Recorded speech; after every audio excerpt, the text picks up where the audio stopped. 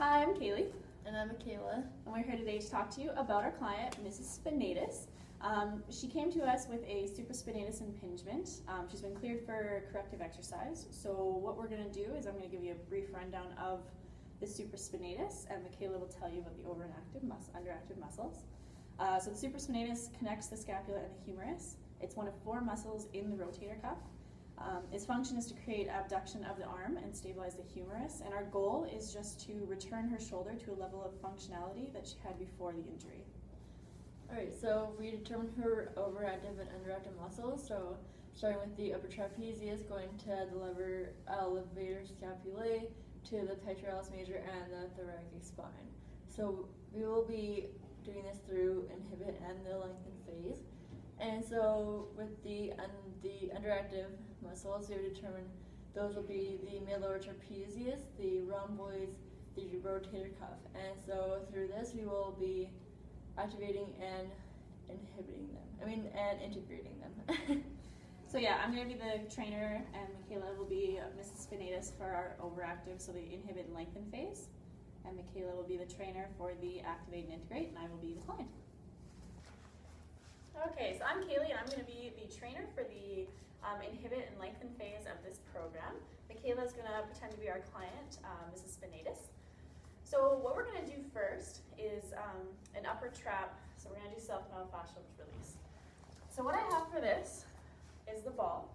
So I'll just demonstrate quickly first for you. So the SMR, you can do this daily for all of the stretches, so any of the self-myofascial release. You can do it daily. You can do like 1 set.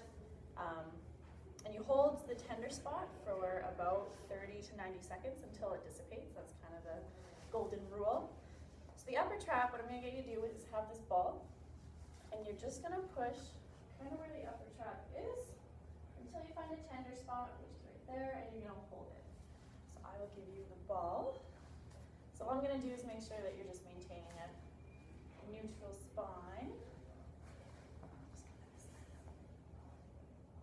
Does that feel like enough pressure? Do you want me to do it? Oh yeah, if you want. Okay, I can do it for you. So the client can do this on their own. Just remember to keep breathing.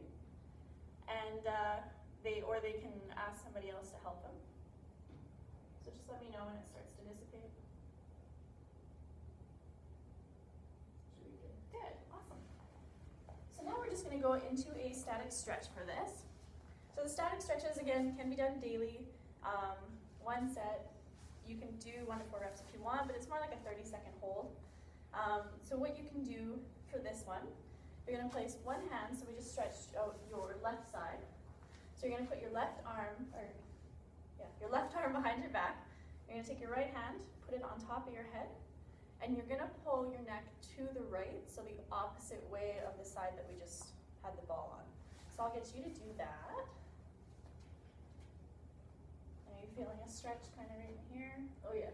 Oh yeah, awesome. So again, this can be held 20 to 30 seconds just for the static stretching. Good. So we'll move on to the levator scapula. So again, we're going to use a ball for this. So levator scap is kind of more forward or anterior than the upper trap. So you're going to kind of be holding it. If you kind of feel like not a divot, but like almost like a divot in your shoulder. And it's just going to roll off, and it's going to be the muscle right in there. So kind of straight down from your neck. And you're just going to hold again. I'll give you that. So again, you're going to hold that at least 30 seconds until 90 or until the feeling starts to dissipate. Again, do you want me to try that for you? Or? Yes. Okay. So it's going to be more along here. So keep breathing. Just let me know when it starts to dissipate. We should be good. That's good. Awesome. So now we'll go into the stretch. This is actually very similar to the upper trap. So again, you're going to have your left arm behind your back. Your right hand, it's going to be a little bit more posterior this time. And you're going to kind of pull your head down and to the side. So you're going to kind of be looking more downwards than you would be straight upwards. So I'll have you try. Perfect. Feeling a stretch kind of right in here? Yes. Awesome. Awesome. So again, yeah, you hold this for 20 to 30 seconds. This can be done daily just to kind of help release anything. So yeah. next we'll move on to the pec major and minor. So with this one, we're going to use the foam roller.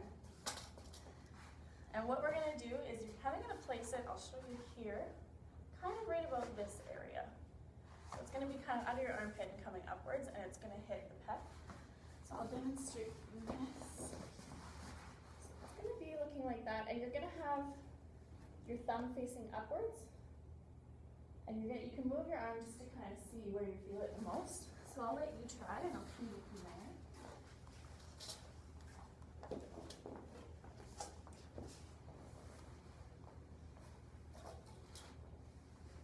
How does that feel?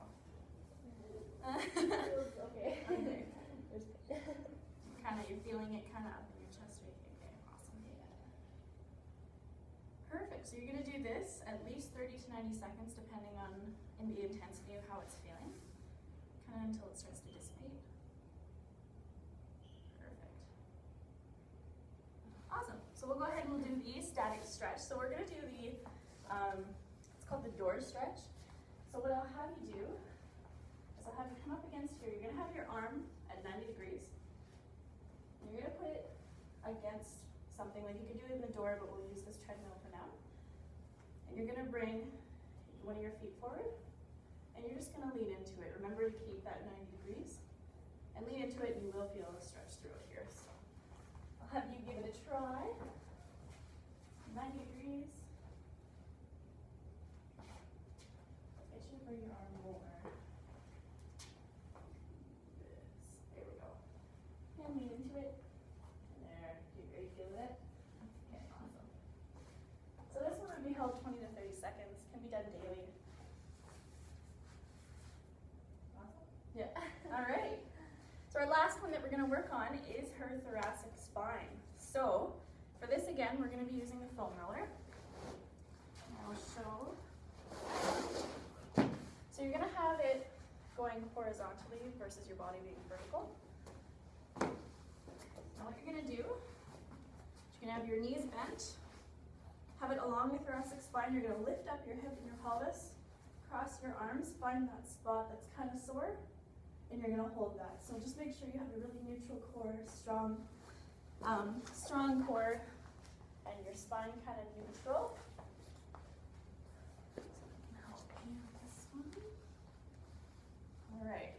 So cross your arms. You're going to, yeah. And I'll move your hair for you. So if you need to roll back a little bit just to get to that thoracic spine, there we go. You feeling it? Perfect. So this one would be held 30 to 90 seconds. Good job. Good job. So if there's any point there's a little bit of discomfort, you need to drop your thumb, just drop it down, that's fine. Awesome. So now the stretch for this, there's a yoga move called cat. So basically it looks exactly how it sounds.